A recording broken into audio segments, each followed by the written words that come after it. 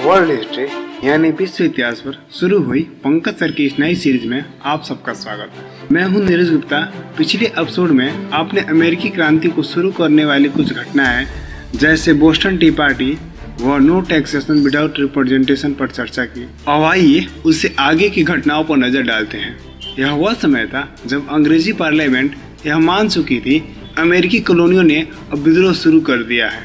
वहीं दूसरी तरफ अमेरिका में 1774 में सभी 13 कॉलोनियों ने मिलकर फिलाडेल्फिया में पहली कॉन्टिनेंटल कांग्रेस यानी महाद्वीपीय सभा बुलाई, जिसमें सभी 13 अमेरिकी कॉलोनियों के प्रतिनिधि शामिल हुए। इस कांग्रेस में सभी ने मिलकर अंग्रेजी शासन द्वारा उनके ऊपर लगाए गए सभी प्रतिबंधों को हटाने की अपील की तथा यह भी कहा कि बिना उनके सहमति के अमेरिकी लोगों पर किसी भी प्रकार का कर न लगाया जाए। ब्रिटिश राजा ने अमेरिकी लोगों के इस कार्य को विद्रोह करार देते हुए सिपाहियों को इस विद्रोह को दबाने के लिए भेज दिया। जब कॉलोनियों को यह बात पता चली तो उन्होंने आसपास के राज्यों में उपस्थित सभी लोगों व सिपाहियों को स्वयं की रक्षा के लिए एक सेना बनाने का आग्रह किया। 1775 में अमेरिकी सिपाहियों और ब्रिटिश सेना के मध्य पहला युद्ध शुरू हुआ। 4 जुलाई 1776 को दूसरी महाद्वीपीय सभा बुलाई गई। इसमें यह घोषणा की गई कि सभी मनुष्य समान हैं और निर्माता सभी को जीवन की स्वतंत्रता दी है।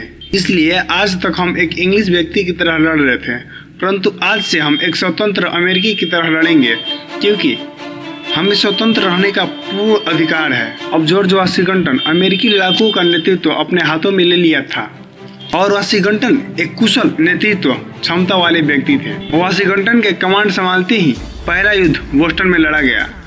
दरअसल अंग्रेजों का यह प्लान था कि कनाडा की तरफ एक अंग्रेजी फौज भेजी जाए जो कि दक्षिण की तरफ मार्च करके वहां इंतजार कर एक दूसरी फौज से मिल जाए और अमेरिकी कॉलोनियों को बीच में से काट दिया जाए, जिससे आपस में उनका संपर्क टूट जाए। लेकिन अंग्रेजों के इस प्लान को एक अंग्रेजी जनरल ने बर्बाद कर दिया। अमेरिकी लोगों को इसकी भनक लग गई। अब अमेरिकी लड़ाकुओं ने अंग्रेजी फौज को बोस्टन के पास घेर लिया और उन्हें युद्ध में हरा दिया।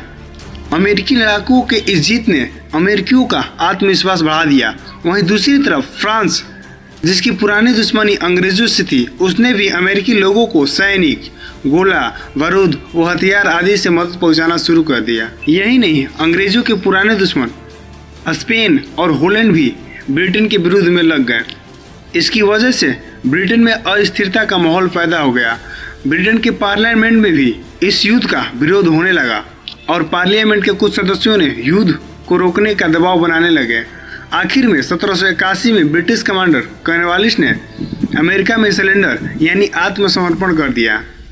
यह वही कॉर्नवालिस थे जो बाद में भारत के गवर्नर जनरल बनाए गए। इस आत्मसमर्पण के 2 साल बाद यानी 1783 में पेरिस की संधि हुई।